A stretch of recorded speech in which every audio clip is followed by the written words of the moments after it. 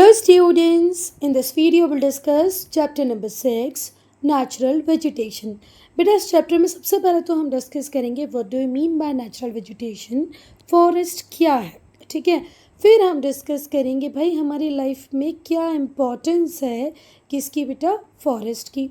साथ ही साथ हम डिस्कस करेंगे कि हमारे इंडिया में कितने टाइप्स के फॉरेस्ट हमें मिलते हैं और किस प्लेस पे पर्टिकुलर फॉरेस्ट हमें मिलेगा। तो स्टार्ट करते हैं चैप्टर को। देखो, नेचुरल वेजिटेशन हमारे लिए एक बहुत इम्पॉर्टेंट गिफ्ट है किसका, नेचर का। ये नेचुरली ग्रो हो जाते हैं। हम तो जंगलों में जाकर किसी पेड़ को ग्रो करते नहीं हैं, उसे पानी देते नहीं हैं। इट मीन्स वो नेचुरली ग्रो कर रहा है, ठीक है। और जो हमारा नेचुरल वेजिटेशन है वो फॉलो करता है बेटा क्लाइमेटिक वेरिएशंस को, क्लाइमेटिक वेरिएशंस को। भाई अगर आप माउंटेनियस रीजन की बात करेंगे तो वहाँ का फॉरेस्ट ऑब्वियस सी बात है डेजर्ट एरिया से अलग होगा। तो जितने भी फॉरेस्ट होते हैं ये क्लाइमेट वेरिएशंस को फॉलो करते हैं। बेटा हमारे इंडिया में हमें बहुत ज़्यादा डिफरेंस देखने को मिलते हैं क्लाइमेट में।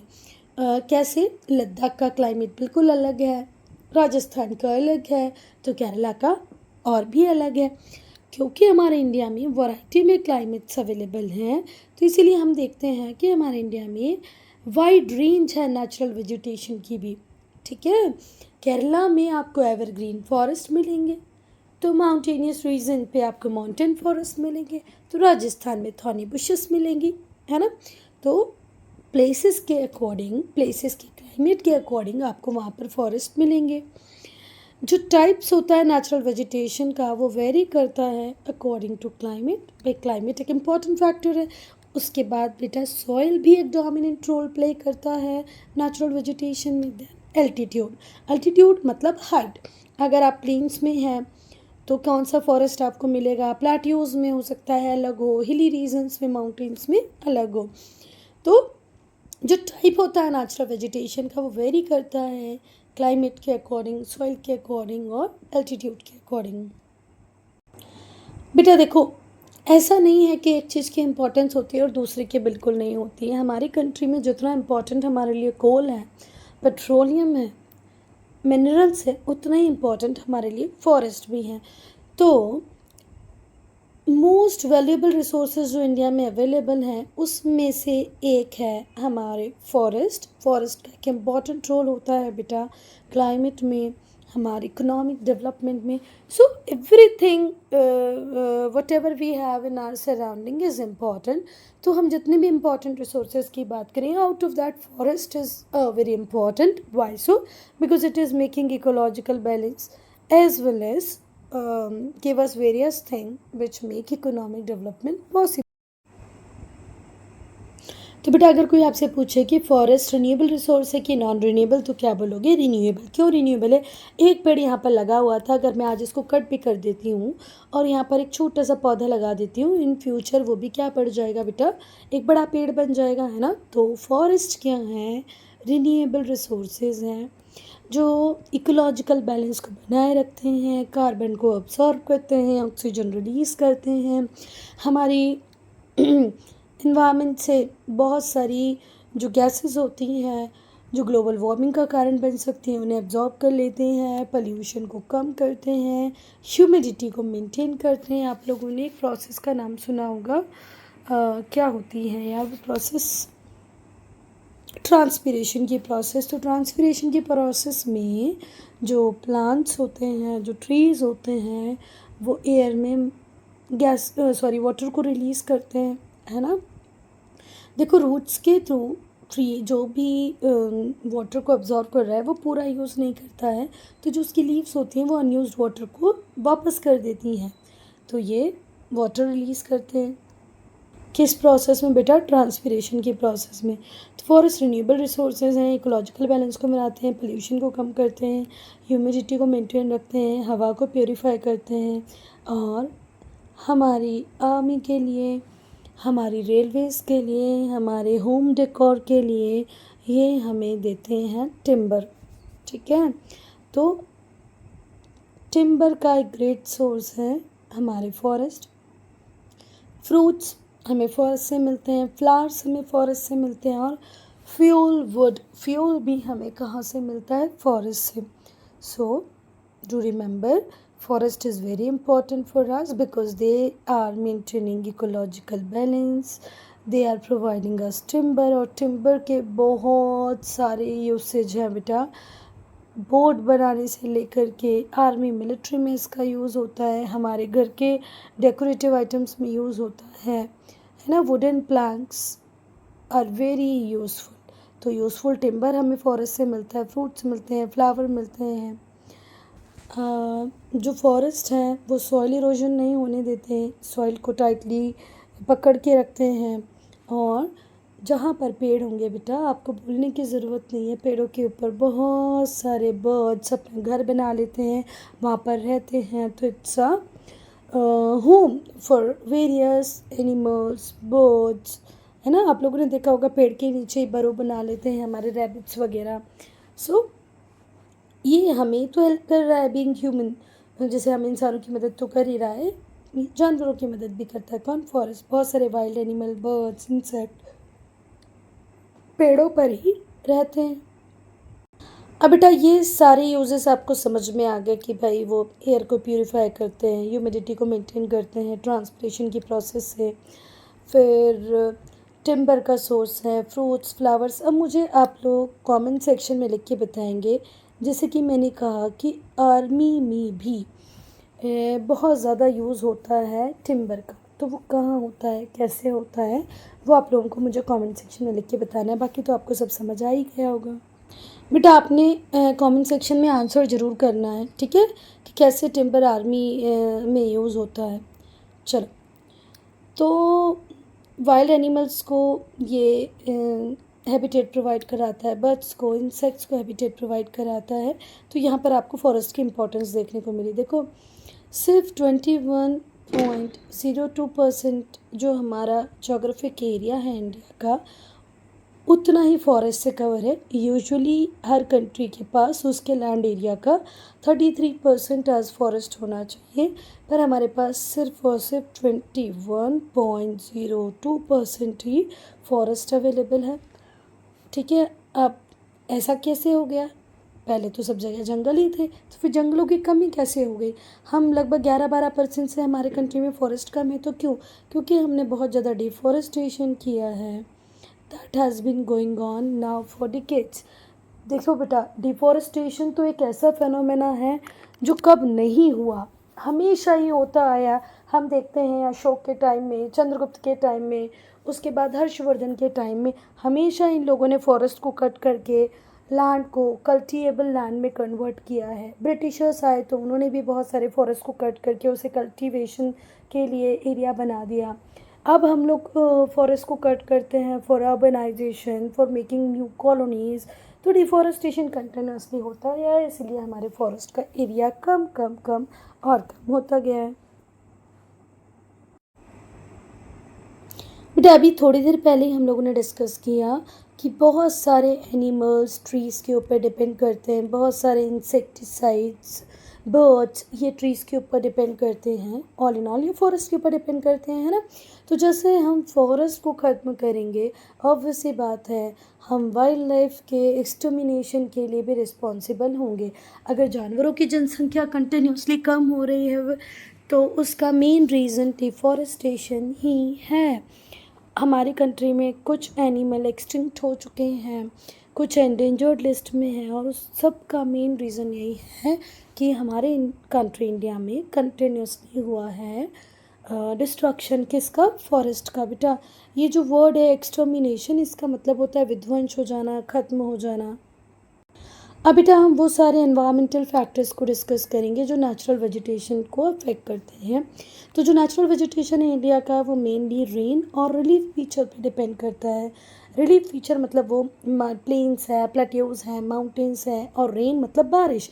तो वैसी बात है, जहाँ बारिश ज़्यादा होगी वहाँ घने जंगल होंगे, जहाँ बारिश कम होगी वहाँ थोड़ी सी प्रॉब्लम होगी, थोड़े स्कैटर्ड होंगे फॉरेस्ट। जो नेचुरल वेजिटेशन का टाइप होता है वो इस बात पे डिपेंड करता है कि उस पर्टिकुलर एरिया में कितनी रेनफॉल हो रही है। दो फैक्टर होते हैं जो नेचुरल वेजिटेशन के टाइप को इम्पैक्ट करते हैं, उनके डिस्ट्रीब्यूशन को इम्पैक्ट करते हैं।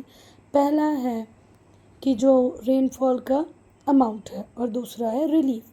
तो रिलीफ और अमाउंट ऑफ रेनफॉल, ये दोनों ऐसे फैक्टर हैं जो हमारे नेचुरल वेजिटेशन के टाइप को, है ना, डिस्ट्रीब्यूशन को इम्पैक्ट करते हैं। जितनी ज़्यादा बारिश उतने लश ग्रीन एवरग्रीन फॉरेस्ट, जितनी कम बारिश उतनी कम फॉरेस्ट। रिलीफ बेटा, प्लेन्स और माउंटेन्स में आपको वेजिटेशन में एक अच्छा खासा डिफरेंस देखने को मिलेगा।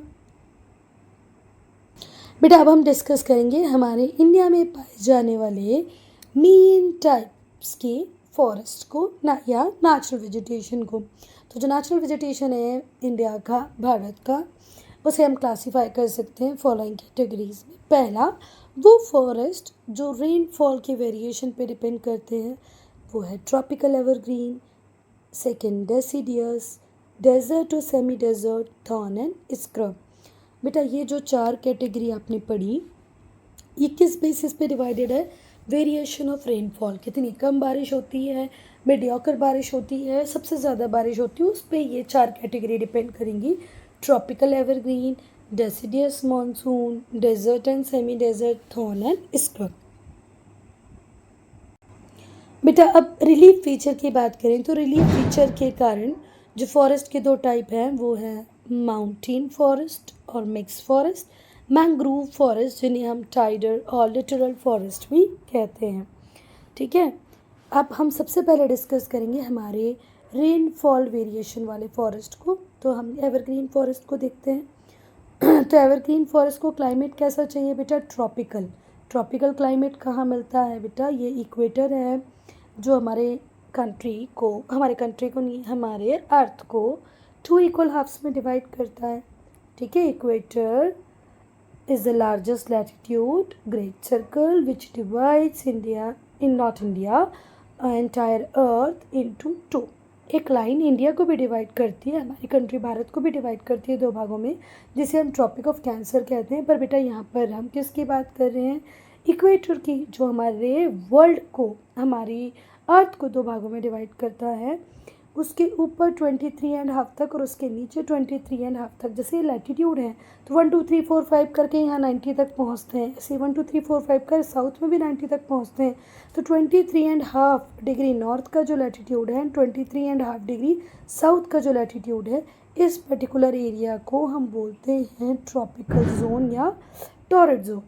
ठीक है, तो ट्रॉपिकल रेन फॉरेस्ट, जैसे कि इनका नाम ही बताता है, यहाँ पर एनुअल टेम्परेचर कितना रहता होगा? 25 to 27, और रेनफॉल कितनी रहती है? 200 सेंटीमीटर्स। तो ट्रॉपिकल रेन फॉरेस्ट में टेम्परेचर 25 से 27 डिग्री रहेगा और रेनफॉल 200 सेंटीमीटर रहेगी। अभी हमने रेनफॉल देखा बेटा, हमने टेम्परेचर देखा। अब हम देखेंगे वो कौन से एरिया हैं या जो कौन से स्टेट हैं जहाँ पर ट्रॉपिकल एवरग्रीन फॉरेस्ट होते हैं। तो बेटा ये हमें मिलेंगे western part of western Ghats. Western Ghats के वेस्टर्न पार्ट पे, अब देखो ये रहा हमारा इंडिया, ये रहे हमारे वेस्टर्न घाट, और ये वेस्टर्न घाट के इस डायरेक्शन में ईस्ट है बेटा, इसमें वेस्ट है। तो वेस्टर्न घाट्स के वेस्ट में जो फॉरेस्ट हैं वो कौन से ही हैं? Tropical evergreen forest.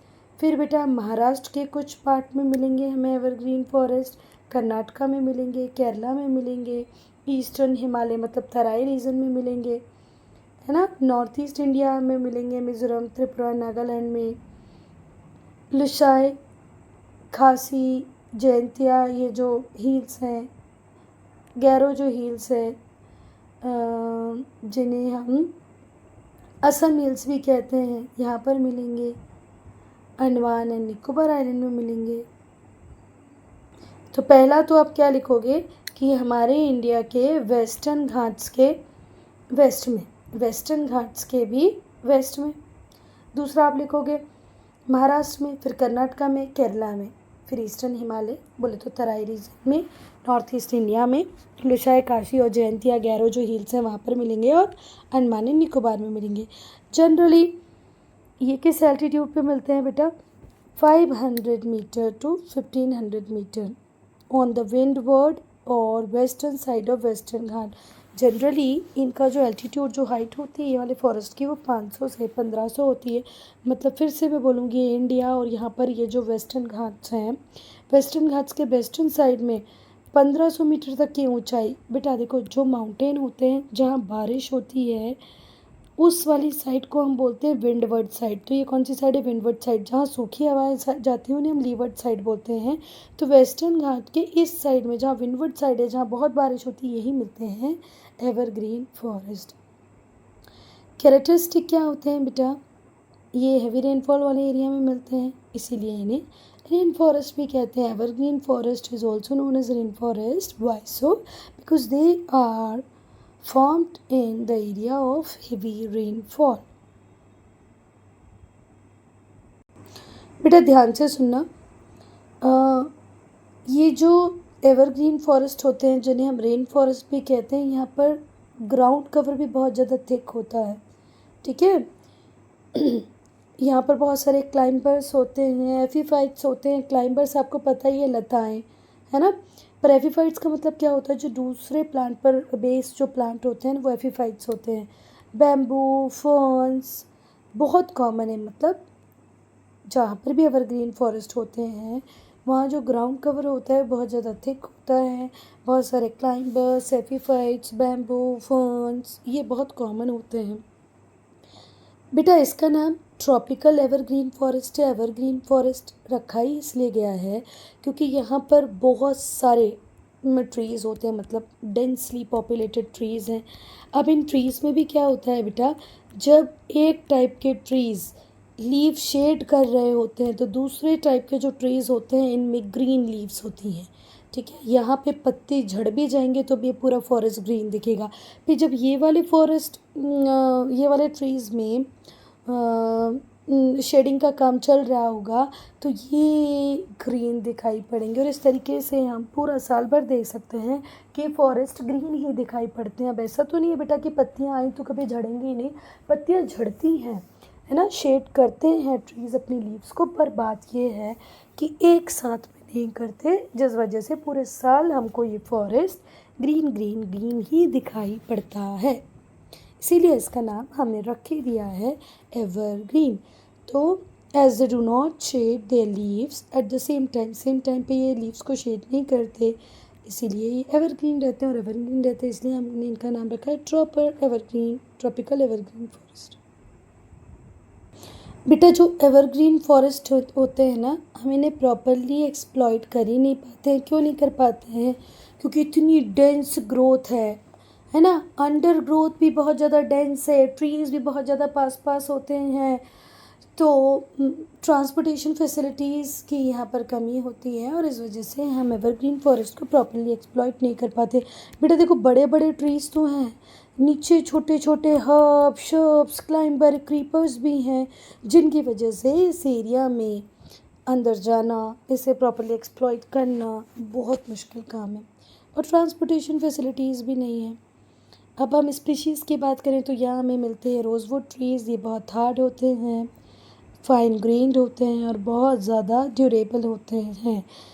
मतलब बहुत अच्छा जो टिम्बर मिलता है हमें रोज़वुड ट्री से। एक्सपेंसिव फर्नीचर रोज़वुड ट्री से बनाया जाता है। और रोज़वुड कहाँ कहाँ मिलता है बेटा? केरला में, तमिलनाडु में, कर्नाटका में और वेस्टर्न घाट के वेस्टर्न साइड में, क्योंकि यहीं पर होती है ओरोग्राफिक रेनफॉल, यहीं पर होते हैं एवरग्रीन फॉरेस्ट।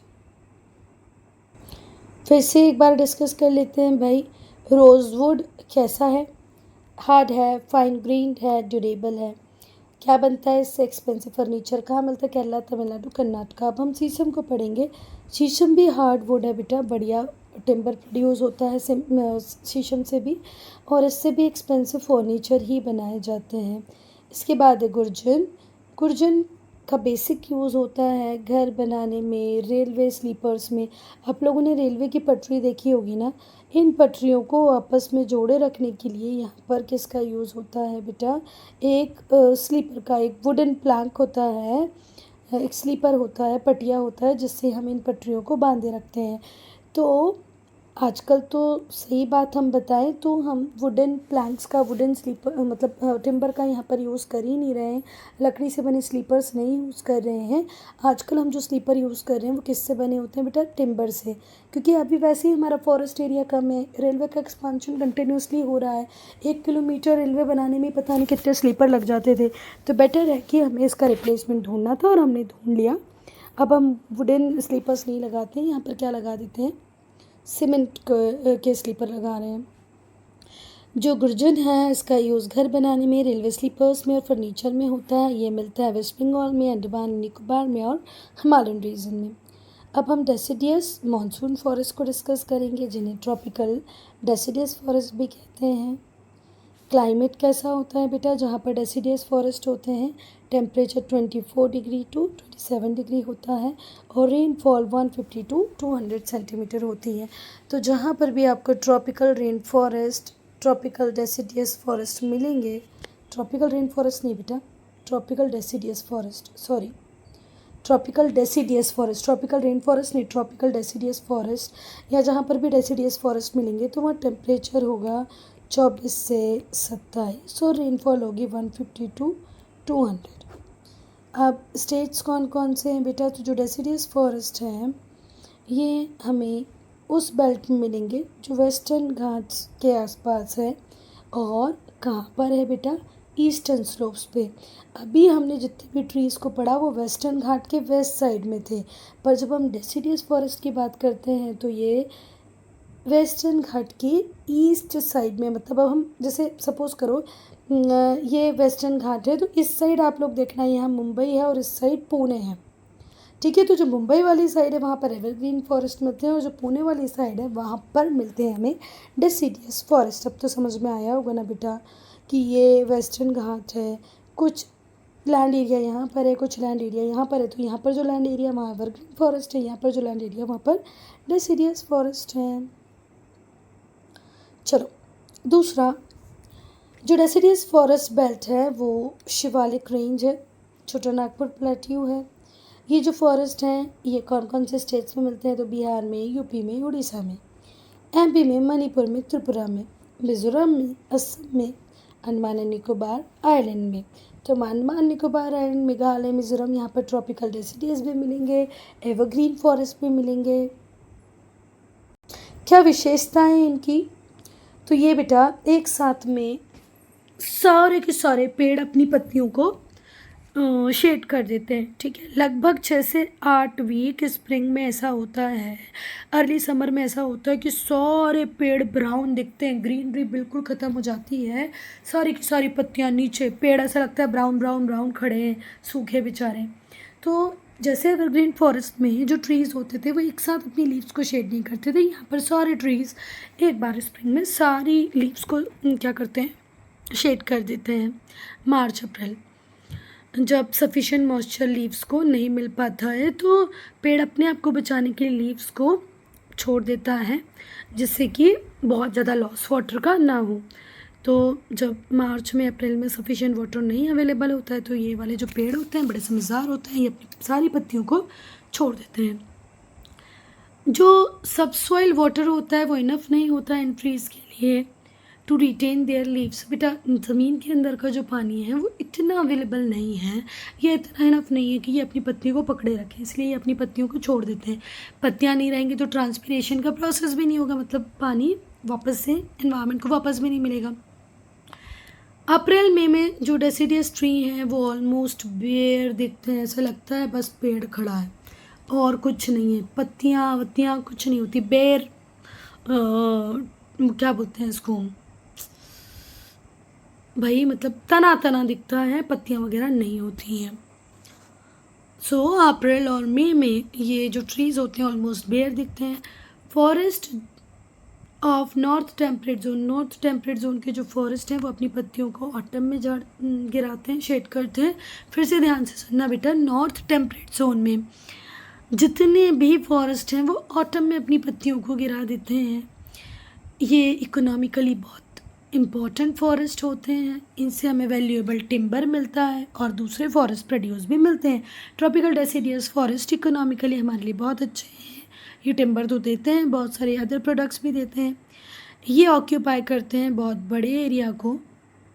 जितना एवरग्रीन फॉरेस्ट का जो एरिया है उससे भी बड़े एरिया को ऑक्यूपाई करते हैं कौन? हमारे डेसिडियस फॉरेस्ट। अब पूछे एवरग्रीन फॉरेस्ट का एरिया बड़ा है कि डेसिडियस का, तो क्या बोलोगे? डेसिडियस का। जो डेसिडियस मानसून फॉरेस्ट है have trees found in pure stands. अरे अब बेटा यहाँ पर प्योर स्टैंड्स का मतलब क्या है? प्योर स्टैंड्स का मतलब ये है कि मैक्सिमम जगहों पर हम देखते हैं कि एक ही टाइप के ट्रीज़ अवेलेबल होते हैं, मतलब एक ही प्रजाति के जाति के बहुत ज़्यादा मिक्सचर यहाँ पर नहीं होता, प्योर एक जैसे ट्री लगे होते हैं। ठीक है, मतलब टीक लगा है तो टीक ही लगा है ना, ऐसे। बेटा अब हम स्पीशीज़ को डिस्कस करेंगे कि भाई डेसिडियस फॉरेस्ट में कौन कौन से स्पीशीज़ हैं। तो कौन कौन से पेड़ पाए जाते हैं डेसिडियस फॉरेस्ट में? साल, टीक, महुआ, खेर, पलास, मैंगो, नीम, जैकफ्रूट, सैमुल और मायरोबलन। मायरोबलन क्या होता है बेटा? हरड़। क्या? हरड़।